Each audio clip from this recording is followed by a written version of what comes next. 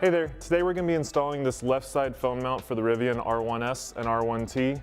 Super handy product, and what I like most about it is it's hard mounted into the dash, so very firm fit, and with the MagSafe compatible charger, we can get charging while we're going down the road. It's a very easy installation. Probably the hardest thing is accessing the fuse panel underneath, but don't worry, we include the Torx bit you're going to need for accessing there and for mounting the phone. The only other tool you need to bring is a 13mm socket. So let's jump right into it. First, let's talk real quick about a change that Rivian made for the 2025 year model. So they got rid of the fuse block, and instead we're now going to power off of the OBD2 port for any 2025 year model and up vehicles. So as you're going through this video, watch the next bit if you're a pre-2025, where we're going to go into the fuse panel. Otherwise, skip ahead for 2025 and up vehicles, and instead you'll use this OBD2 power cable. Here's the screw that we're looking for. It's located just behind the OBD2 port. It's only screwed down here, and it holds this plastic panel on with the light in. Now, before we take this off, you're going to want to grab the Torx bit that's included in the kit, insert it in a bit driver, and make sure you've got good light under here. It's a dark area, so grab some good light so you can see what you're doing. And I needed to move the seat back a little bit to make sure I've got good access to the area. So first thing we'll do is loosen this screw.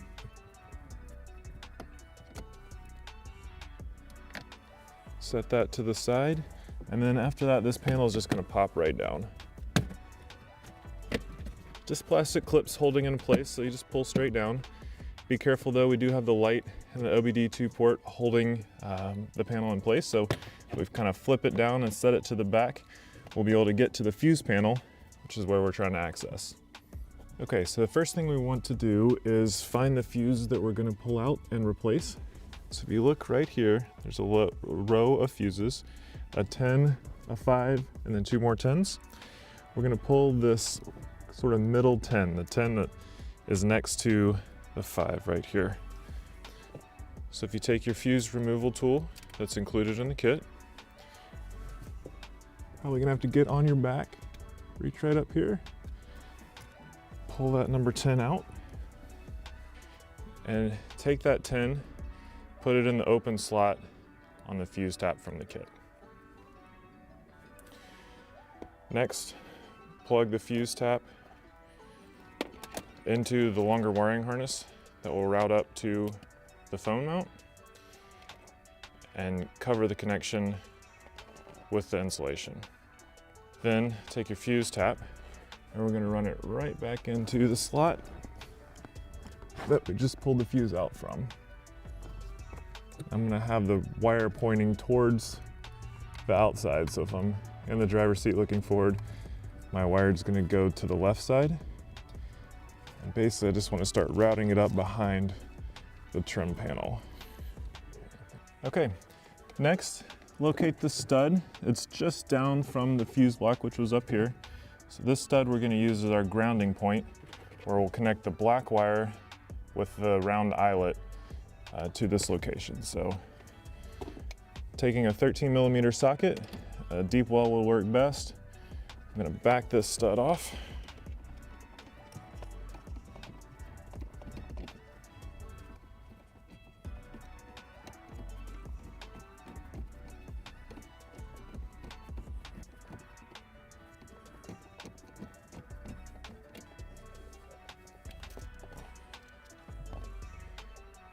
Insert the eyelet over the stud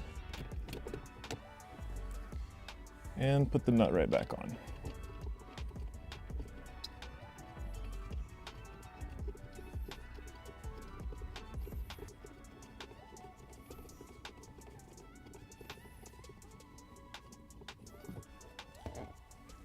And finally snug the nut back down.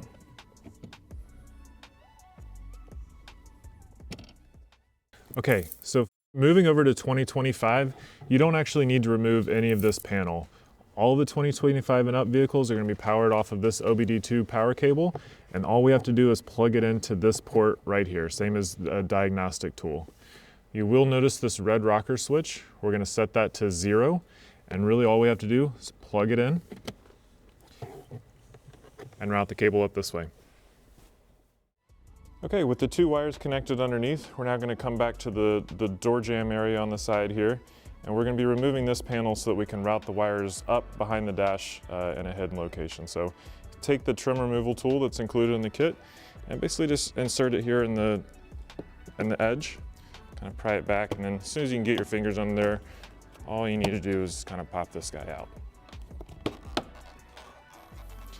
And we're just trying to get access to this area back here.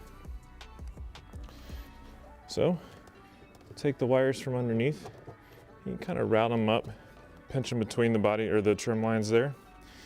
And what we're going to use actually is this kind of cavity to store the module and the extra wiring.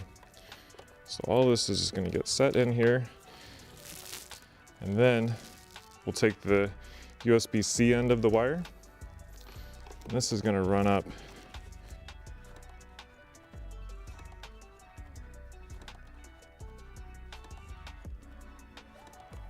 and you just kind of take your time, push the trim pieces out of the way, and what you can kind of do is hold one end of the wire here and pull the other end to kind of pop it back behind. Next, we're going to pry this leather piece up, the dash pad. So same thing with the trim removal tool, kind of pop it under here, pry it up. As soon as you can get your finger underneath, I like to use my hands. And I'm just going to keep routing this wire underneath this tab. As soon as it's hidden, we want about this much sticking out. We can adjust that later. But that's all the farther we have to go with the wire. So tidy up under here. Probably zip tie this together, these extra wires, so they're not floating down. And then we just close it up in this trim panel. Okay, I decided to grab a zip tie. Just gonna make sure all these cables are bunched together. I don't want them dropping down in my footwell. So I'm just kind of wrapping them together, throwing a zip tie around. And that'll just keep them steady and in this area here. So I can close this little trim panel up now. All we gotta do is align those plastic tabs, push in, that piece is good to go. So grabbing our actual phone mount parts now, last thing we need to do is install this phone mount on the dash. So I'm going to take the T25 bit that we used earlier, and we've already got this dash pried up a little bit. What we're looking for is this screw right under here. So taking our bit, what I want to do is get in here and back this screw out. Now I don't want to take it all the way out.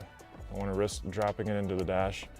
I'm just going to back it back maybe 3 or 4 turns here.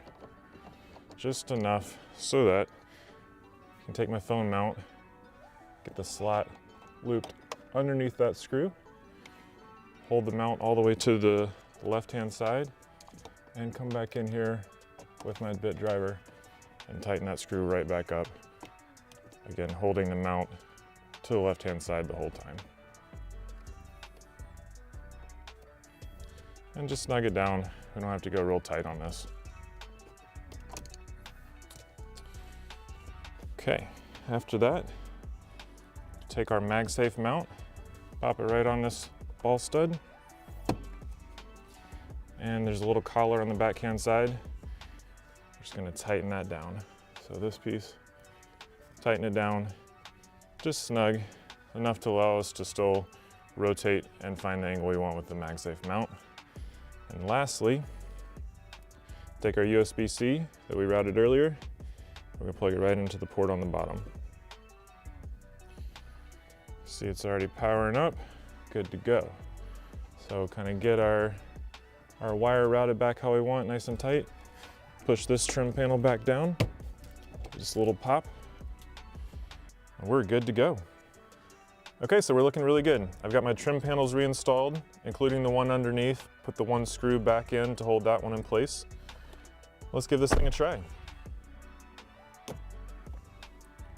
Okay, awesome. It's charging. It's now in a much more visible location. If I'm using the maps, for instance, I really like where it's located here on the left-hand side, much better than the cup holder I was using beforehand.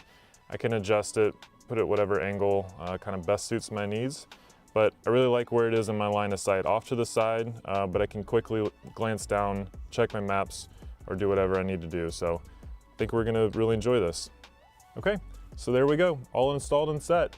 If you enjoyed this video, please like and subscribe. Check us out for more Rivian accessories and how-to installs.